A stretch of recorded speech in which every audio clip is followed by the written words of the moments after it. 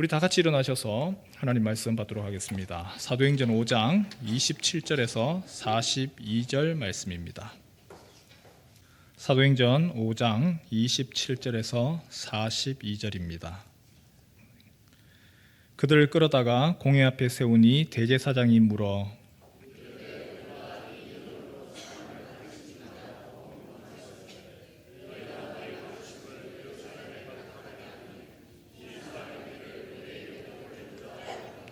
베드로와 사도들이 대답하여 이르되 사람보다 하나님께 순종하는 것이 마땅하니라.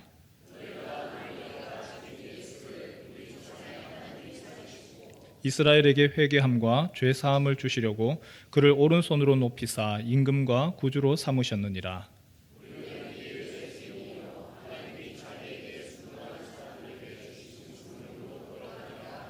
그들이 듣고 크게 노하여 사도들을 없이 하고자 할세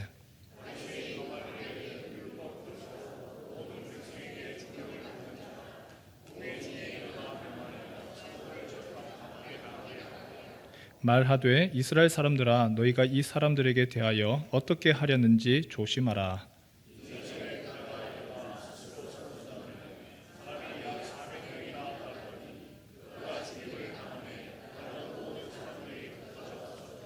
그 후 호적할 때에 갈릴리의 유다가 일어나 백성을 꾀어 따르게 하다가 그도 망한즉 따르던 모든 사람들이 흩어졌느니라.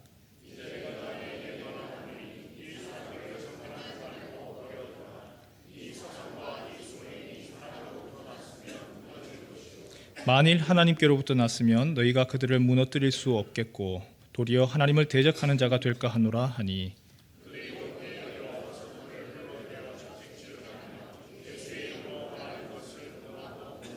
사도들은 그 이름을 위하여 능욕받는 일에 합당한 자로 여기심을 기뻐하면서 공회 앞을 떠나니라.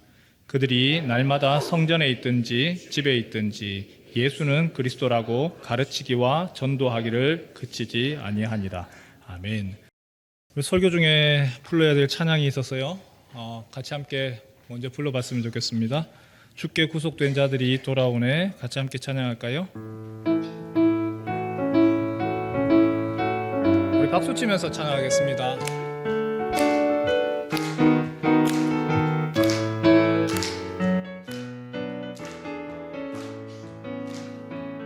주께 구속된 자들이 돌아오네. 시온으로 오면 노래하네. 그 머리 위에 영영한 기쁨을 쓰겠네. 주께 구속된 자들이 돌아오네.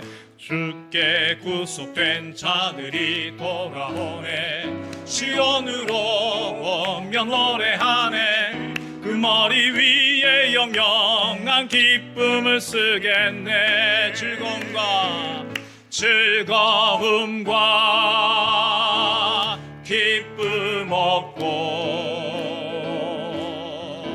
눈물 근심은 사라지니. 주께 구속된 자들이 돌아오네. 시온으로 오면 노래하네. 그 머리 위에 영영한 기쁨을 쓰겠네. 연습한 겁니다. 나중에 부를 때는 같이 크게 신나게 불러주셔야 돼요. 이번 주에 인간극장 보신 분 계십니까? 남원의 대장간 이야기였습니다. 재밌더라고요. 80대신 대장간을 운영하시는 분인데 이제 후계자를 세워서 넘겨줘야 됩니다. 근데 누가 하겠습니까? 요즘에 참 이게 대장간 일이 육체 노동이잖아요. 사위가 하겠답니다. 누구 같지 없고 사위가 하는데 장인어른이 이 사위한테 이게 하루 이틀 가르쳐서 되는 게 아니거든요. 대장간 일이 칼 하나 벼리는데 이 칼이 웬만큼에서 날이 서지도 않고 아주 또 불 피우는 데만 무려 2년, 3년 걸린답니다. 불 피우는데 2년, 3년 걸리고 그 날이 탁 종이에다가 착 갖다 대서 나가야 되는데 5년을 했는데도 사위가 그 기술을 연마를 못하는 거야. 그러니까 장인어른이 마음이 조급하죠. 조급해서 계속 야단치는 거예요. 계속 야단하고 내 없으면 혼자 하겠냐고 통하기도 하고 보면서 꼭 누구 같다 장인하고 사위하고 귀 있는 자는 들을지어다. 그런 생각이 자꾸 들었습니다. 뭔가를 가르치는 게 참 쉽지 않습니다. 특히나 이 도제잖아요. 한 사람 한 사람 세워서 가르쳐야 되는 거, 그 대장간 일, 그 칼을 가는 거, 벼르는 거, 이게 그냥 하루아침에 나오는 게 아니거든요. 수많은 시간 동안에서 가르치고 알려줘야 되는 거죠. 사업하시는 분들도 마찬가지지 않습니까? 사업하시는 분들도 그 사업에 대해서 가르치고 알려주고, 그런데도 불구하고 또 실수하고 답답하고. 여러분, 예수님께서 제자들을 훈련하실 때도 마찬가지였다는 거예요. 예수님이 제자들을 가르칠 때에 학교에서 가르친 게 아니죠. 같이 함께 동고동락하고 같이 밥을 먹으면서 3년 동안을 보여주셨어요. 3년을 보여주고 어떻게 해야 되는지도 알려주고 그 모든 것들을 다 가르쳐 주셨지만 제자들이 예수님이 기대하던 모습에 미치지를 못합니다. 3년이라고 하는 시간이 지났지만 그 마지막에 보니까 기가 막히잖아요. 선생이신 예수님 그렇게 이야기를 했건만 십자가에서 예수님이 잡혀서 죽으시니까 다 뿔뿔이 도망갔습니다. 어떻게 보면은 예수님의 제자 훈련은요, 실패지요, 실패. 그런데 그 실패라고 생각을 했던 그 제자들이 점점 다른 모습을 보입니다. 성령이 임하니까 그 제자들이 성령으로 인하여서 성령, 바로 성신께서 예수의 영이 그들에게 알려주고 가르쳐주고, 예수님이 살아계실 때만 제자훈련이 끝이 아니고 성령께서 그들의 안에서 무엇을 해야 되는지 예수님의 말씀을 기억하게 하고, 그리고 그 말씀대로 살아가도록 몸부림치게 하고 바뀌어지더라는 거예요. 그래서 오늘 성경을 가만히 보면 내용을 우리가 다 읽질 않았습니다. 5장 12절부터 시작해서 42절 내용인데, 이 내용을 가만히 보니까 제자들의 모습이 어느새 예수님이 기대하시던 그 모습, 예수님의 모습을 점점 닮아가더라는 거예요. 예수님의 모습을 닮아가는 제자. 먼저 예수님이 그러면 무엇을 하셨는데요? 예수님이 어떤 일을 하셨는데요? 우리가 이거부터 봐야 되겠죠. 예수님이 하신 거 크게 세 가지죠. 같이 한번 따라해 보실래요? 가르치시고, 전파하시고, 치료하시더라. 마태복음이죠. 마태복음 4장 23절 한번 띄워주시겠어요? 예수께서 온 갈릴리에 두루다니사 그들의 회당에서 무엇 하셨어요? 가르치셨어요. 티칭. 예수님이 가르치셨습니다. 여러분 잘 아시는 것처럼 예수님이 많은 호칭이 있습니다. 그 중에서 예수님을 부르는 제일 많은 호칭이 뭐였을까요? 예수님을 부르는 가장 큰 호칭, 제일 많이 불렸던 호칭, 선생님입니다. 선생님, 랍비요. 예수님이 가르침은 다르더라는 거예요.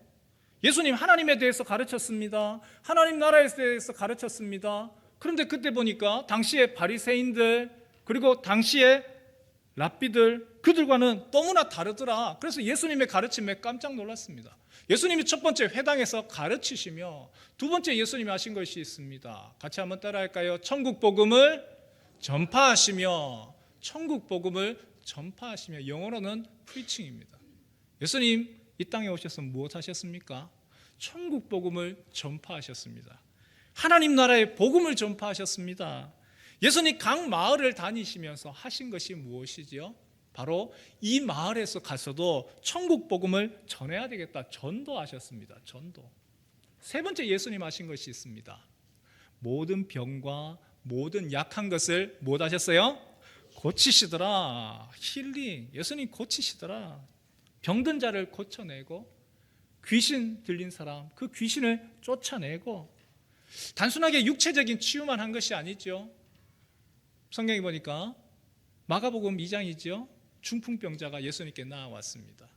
움직이지를 못합니다. 친구들이 너무 안타까워서 예수님께 데려가기만 하면 우리 친구 나을 거다 싶어서 그 친구를 데리고 왔어요. 그때 예수님이 제일 먼저 하신 말씀이 있습니다. 일어나 걸어라가 아니었죠.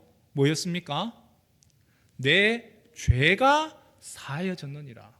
예수님은 육체적인 병만이 아니고 영혼을 치료하시는 영혼의 의사셨습니다. 예수님이 세 가지 다시 할까요? 가르치시며, 전파하시며, 고치시더라. 예, 예수님이 바로 이 세 가지를 하셨죠. 제자는 무엇이냐? 예수님의 모습을 닮아가는 사람이 제자입니다. 예수님과 함께한 그 제자들이 그 예수님의 모습을 이제 조금씩 닮아가더라는 거예요. 3년 동안 예수님하고 함께했던 그 제자들이, 한편으로는 제자훈련 받았지만 실망스러웠던 제자들이 어느새 보니까 예수님이 하시던 모습, 선생의 모습을 점점 닮아가더라. 무엇을 위해서 그렇게 달려가더냐? 그들이 했던 거, 예수님이 강조하셨던 거, 영혼을 구원하고 제자 삼는 거, 바로 이 일을 위하여서 제자들이 함께 또 마음을 모으고 달려가더라는 것이죠. 수요 예배 시간에는 말씀을 드렸는데요, 사과나무가 있습니다. 여기 사과가 있어요. 예쁜 사과. 사과나무와 사과, 거의 어머니와 자녀의 관계죠. 사과나무의 최고의 사명, 사과나무가 해야 되는 마지막 사명 무엇이죠? 많은 사과를 주렁주렁 매다는 건가요? 아니죠. 사과 안에 가운데에 있는 핵심되는 것이 하나가 있죠. 무엇이죠? 씨앗입니다. 좋은 사과 열매를 풍성하게 여는 것이 아니고, 그 사과나무의 최종적인 기대와 목적은요, 또 다른 사과나무가 세워지는 것, 사과나무가 심겨지는 것. 내가 열심히 해서 나 혼자서만 열심히 열매를 맺는 게 중요한 것이 아니고요, 나의 다음에 후배들이 세워지고, 내 다음에 우리의 자녀들이 아름답게 서지고, 또 다른 제자가 낳고, 제자가 또 다른 제자를 낳고, 그래서 하나님 나라를 이루어 나가는 것, 이것이 우리 주님이 기대하시던 모습이죠. 제자들이 예수님 모습을 그대로 닮아합니다. 오늘 사도행전 우리가 다 못 읽었는데요, 5장 12절에서 16절 말씀을 한번 볼래요? 거기에 보니까 제목이 위에 있습니다. 사도들이 표적을 일으키더라. 사도들이 표적을 일으킵니다. 제자들의 손을 통하여서 많은 표적과 이적과 기적이 일어납니다. 병든 사람들이, 귀신 들린 사람들이 예수님이 하셨던 것처럼 제자들이 나오니까 병든 사람을 고쳐줍니다. 귀신들이 쫓겨납니다. 치료가 되어줍니다. 그리고 악한 귀신 들린 사람 고쳐주었습니다. 14절에 보니까 이렇게 되어 있네요. 믿고 주께로 나오는 자가 더 많으니. 그런 놀라운 표적을 통하여서 무엇을 기대하십니까? 사도들이 높아지는 것을 원하지 않았어요. 우리가 이렇게 하는 것은 예수님 모습 드러내려고 합니다. 그래서 믿고 주께로 나오는 자가 더 많으니 남녀의 큰 무리더라. 많은 사람들이 주님께로 돌아오기 시작을 했습니다. 앞에서 아까 찬양했었잖아요. 주께 구속된 자들이 돌아오네. 주님 앞으로 나오는 거예요. 그리고 그 가운데서 여전히 믿지 않는 사람들이 있었습니다. 비신자들이 있었습니다. 그러나 그들도 어떻게 바라보았을까요? 13절에 보니까 그 나머지는 믿지 아니하는 자들을 얘기합니다. 그 나머지는 감히 그들과 상종하는 사람이 없으나 백성이 칭송하더라. 같이 함께 참여하지는 못해도 이 사람들은 다르다 칭찬받았어요. 제자들이 했던 것 두 번째가 있습니다. 예수를 전파했습니다. 예수님이 하셨던 거, 천국 복음을 전파하시며, 다르게 얘기하면 전도했습니다. 우리가 지난주 설교 말고 그 전에 보니까 이런 이야기가 있었습니다. 제자들이 공회에 붙들려 갔습니다. 산헤드린 공회, 예수님을 죽인 곳입니다. 그곳에서 붙들려 가서 위협을 받았습니다. 너희들 예수 전하지 마라. 예수 전하지 마라. 위협받고 협박당하고 풀려났습니다. 그런데도 불구하고 제자들은 아니라는 거예요. 예수는 그리스도라 전했어요. 전하다가 감옥에 갇혔습니다. 그 내용이 17절부터 나오지요. 17절부터에 보니까 사도들을 잡아다가 또 옥에다가 가두었습니다. 옥에 가두었는데 그것이 끝이 아니에요. 그 다음을 한번 볼까요? 19절 한번 볼까요? 19절 말씀 한번 보죠. 19절 20절 우리 같이 한번 읽죠. 19절 20절 시작. 주의 사자가 밤에 옥문을 열고 끌어내어 이르되 가서 성전에 서서 이 생명의 말씀을 다 백성에게 말하라 하매. 감옥에 갇혔습니다. 감옥에 갇혔는데 주의 천사가 그들을 감옥에서 끌어냅니다. 20절 한번 띄워주실래요? 그리고 난 후에 명령합니다. 뭐라고 하지요? 너희들은 가라. 가서 어디로 가라는 거예요? 장소는요, 성전에 가서 성전에 서서 그리고 무엇을 해요? 이 생명의 말씀이 뭡니까? 요한일서 말씀해 보니까 아들이 있는 자에게는 생명이 있고 아들이 없는 자에게는 생명이 없다. 그 아들 예수의 복음, 지금 그 예수의 말씀, 생명의 말씀을 모든 다 백성에게 전해라, 말해라, 전도해라. 전도하다가 또 그거 전하다가 또 붙들렸습니다. 또 붙들려서 사내들인 공의에 또 붙들려갔습니다. 붙들려가서 그들에게 채찍질합니다. 위협합니다. 오늘 성경 저 뒤에 보니까 그렇게 나와 있지요. 그들에 대해서 예수의 복음 전하지 마라. 위협합니다. 협박합니다. 그리고 채찍을 들어서 그 사람을 때리면서 하지 마라. 말로 했는데 안 되니까 그 다음에는 채찍으로 위협까지 했습니다. 그런데 이 위협을 당했을 때 제자들의 반응이 어떨까요? 여러분 생각에는 어떻습니까? 예수 믿는 것 때문에 못하게 했습니다. 위협받았습니다. 감옥에 갇혔습니다. 채찍까지 맞았습니다. 그런데도 불구하고 제자들의 반응은 의외입니다. 우리 41절 말씀 같이 한번 읽을까요? 41절입니다. 시작. 사도들은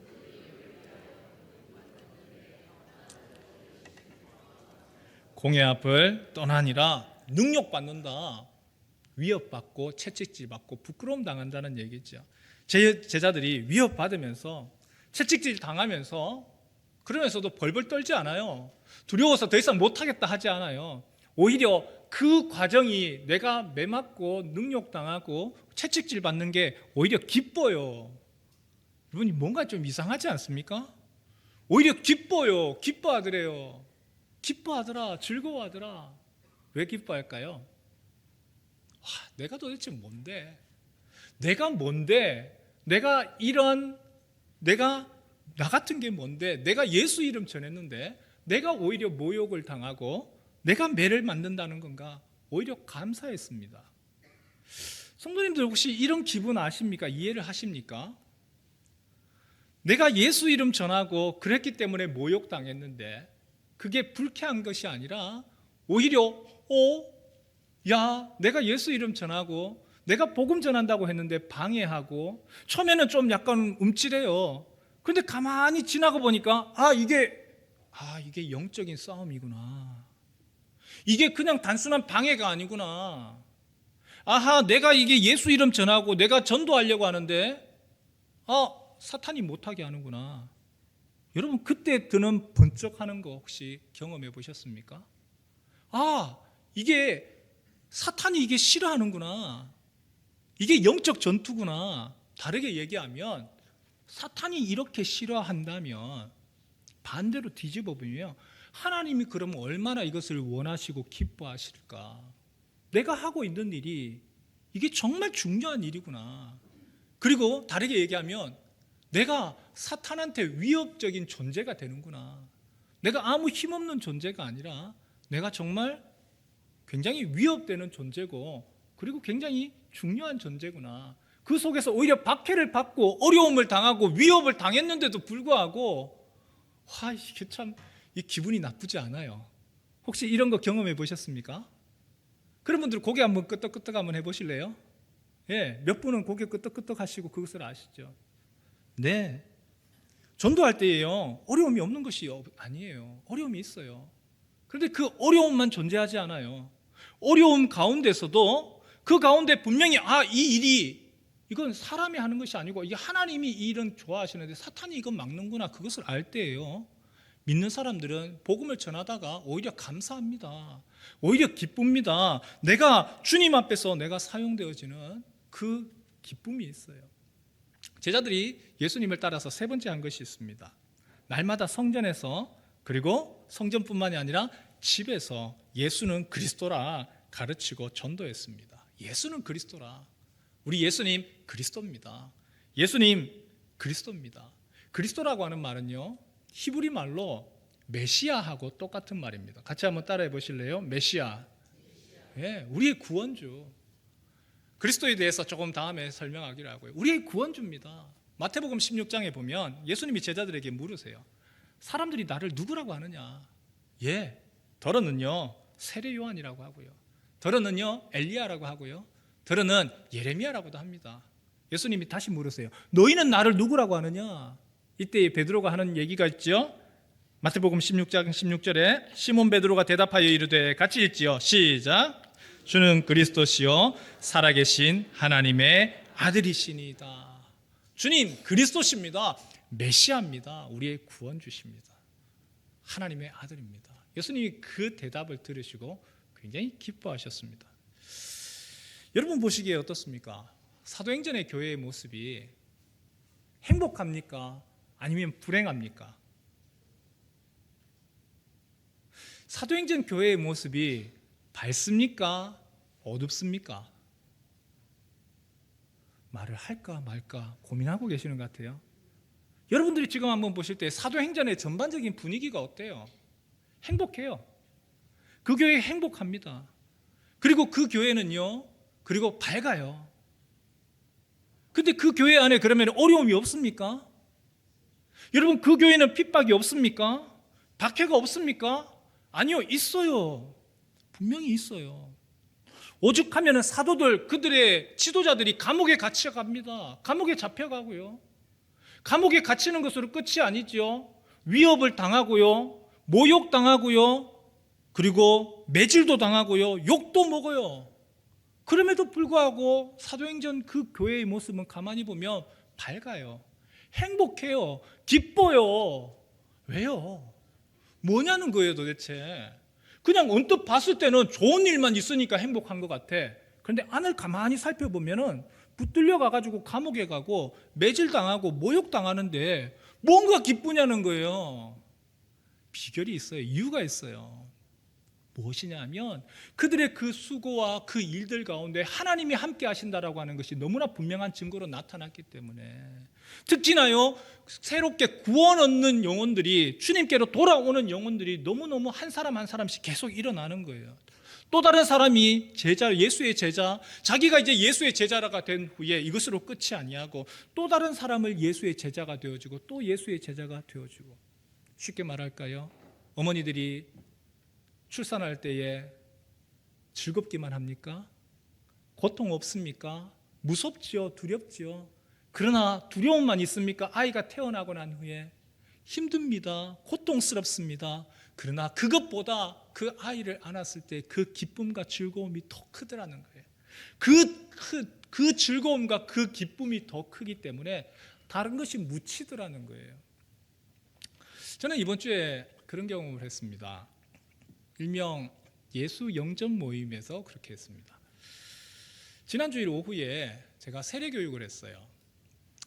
칼럼에도 썼지만 사순절이라고 하는 단어를 우리 성도님들께서 방송에서 많이 들으셨는데, 이 사순절이라고 하는 단어가 제일 먼저 나오게 된 것은 세례 교육 때문에 나온 것이죠. 40일 동안 부활절에 세례를 주기 위해서 40일 동안 세례 교육을 하는 겁니다.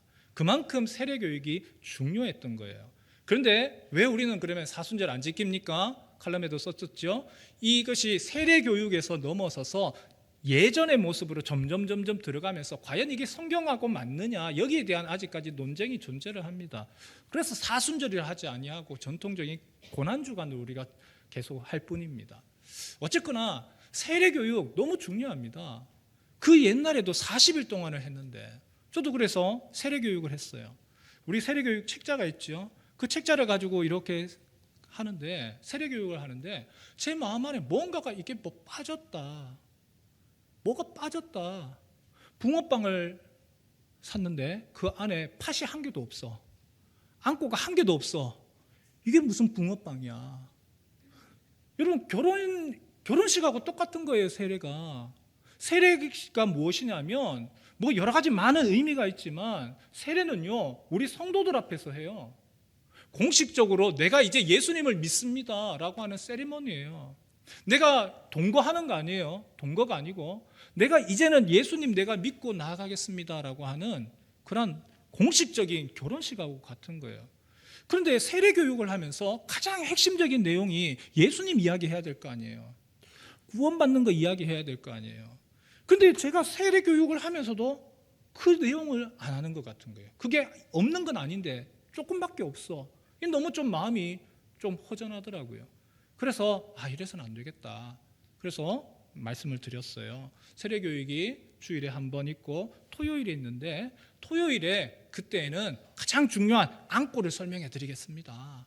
우리가 왜 예수를 믿는지, 구원받는 게 무엇인지, 그리고 어떻게 그 구원을 우리가 받는 것인지, 그리고 구원받은 후에 어떤 변화가 있는지 말씀드리겠습니다. 그때는 우리 학습하시는 분들, 세례하시는 분들 같이 함께 우리 같이 교육했으면 좋겠습니다. 한 주간 동안요, 그걸 고민을 했어요. 목사가 예수 이야기하는 것이 쉬운 이야기인 것 같지만 여러분 한번 해보세요. 그게 쉬운지. 복음을 전하고 그들이 예수님 영접하겠습니다라고 하는 게 그게 어디 쉬운 이야기 같습니까? 한 주간 동안요, 좀 죄송한 표현입니다, 끙끙 앓으면서 진짜 병든 강아지처럼 진짜 끙끙 앓았습니다. 복음을 전해야 되는데 어떻게 전해야 될지 나름대로 고민을 하고요, 저 혼자서 제 머릿속에서만 되는 게 아니니까 다른 분 하는 부분들 가지고 어떻게 하는지 그걸 가지고 읽고 또 외우고 수고를 했어요. 고민을 했습니다. 신경의 거의 전부가 이번 주에 거기에 들어간 것 같아요. 그리고 토요일에 이제 함께 이제 학습 받으시는 분하고 세례 받으시는 분에게 왜 우리가 예수님을 믿는지, 천국과 지옥이 뭔지, 그리고 그 예수님을 어떻게 우리가 받아들이는지, 영접하면 무엇이 달라지는지, 성령께서 성신이 임하셨을 때 어떤 것을 바뀌어지는지 설명을 드리고, 차근차근 설명드리고, 이 예수님 맞이하시겠습니까? 영접하시겠습니까? 라고 할 때에 예, 그렇게 하겠습니다 하시더라고요. 저는 그 두 분들의 마음은 잘 모르겠어요. 근데요, 저는요, 끝나고 난 후에 제가 너무 좋은 거예요. 제가 너무 좋아요. 제가 오히려 예수님을 전하고 그 예수님의 복음을 전하고 그분들이 예, 예수님 그런 분이라면 내가 맞이하겠습니다, 맞아드리겠습니다, 그리고 그분들을 위해서 축복하는 게 제가 너무 좋은 거예요. 다른 교회 일 많은 것보다 그게 그렇게 좋았어요. 사도행전 교회가 지금 그렇습니다. 분명히 교회에 박해와 핍박이 있었습니다. 어려움이 없지 않습니다. 그런데도 불구하고 그들이 어려움을 당하고 감옥에 갇히고, 그런데도 모욕당하고 채찍질 당해도 그들이 예수의 복음 전하고 그 복음 전했던 것이 다시금 그 복음이 생명의 말씀을 전했을 때에 그 생명의 말씀을 듣고 다시 주께로 돌아오는 영혼들이 있고 하나님께로 돌아오고, 그 가운데서 함께 교회가 기뻐하고 예수님 때문에 함께 즐거워하고 그 예수 이름이 온 땅에 선포되어지는 거, 그걸로 인해서 함께 기뻐했던 것이죠. 그리고 이를 위하여서 사도들만이 아니고 온 교회가 합심하여서 기도했습니다. 성전에서뿐만이 아니고 각 가정에서 예수는 그리스도라 전파하고 전도하고, 그리고 성도들이 함께 합심하여서 기도하고, 하나님이 하시는 일들이 그 안에서 일어날 때에 새로운 영혼들이 다시금 주님께로 돌아오는 그 모습을 볼 때에 너무너무 기쁜 거죠. 즐거운 거죠. 행복한 거죠. 일전에도 말씀드렸지만 2000년도 초반이었습니다. IVF 선교단체가 있습니다. IVF가 있고 V가 있고 Y가 있습니다. Y는 짝퉁입니다. IYF라고 해서 이거는요, 저기 박옥수 목사 기쁜 소식, 이거는 짝퉁이고요. IVF라고 있습니다. 굉장히 좋은 선교단체입니다. 한국기도학생회 수련회였어요. 수련회를 할 때에 3박 4일 동안 수련회를 하는데, 그 수련회 할 때 혼자서 수련회에 참석하는 것이 아니고 우리 성도들처럼 VIP를 한 명을 정하는 거예요. VIP, 전혀 예수님을 몰랐든지 아니면 교회는 다니는데 신앙에 있어서 구원의 확신이 없든지 그 친구 한 명을 데리고 같이 수련회를 가는 거예요. 수련회에 가게 되면 IBF 멤버들만을 따로 모아서 수련회를 하고, 그렇게 VIP들만을 따로 모아서 그분들에게 복음을 전하고 알려줘요. 3일이 지나서 3일 밤이 되면 이제 그 가운데서 내가 그 예수님을 내가 믿겠습니다, 영접하겠습니다, 내가 이제 그 예수님을 하나님 나의 구주 나의 하나님으로 내가 섬기겠습니다 라고 작정하신 분들이 이제 강당 앞으로 한 분 한 분씩 걸어 나와요. 그 걸어 나올 때에 그 나머지 앉아있던 분들이, 그분들이 친구들이죠, 같이 이 노래에 맞춰서 같이 함께 찬양을 하고 기뻐하는 거예요. 그 노래가 아까 전에 앞에 불러드렸던, 우리가 함께 했던 그 노래입니다. 같이 한번 할까요?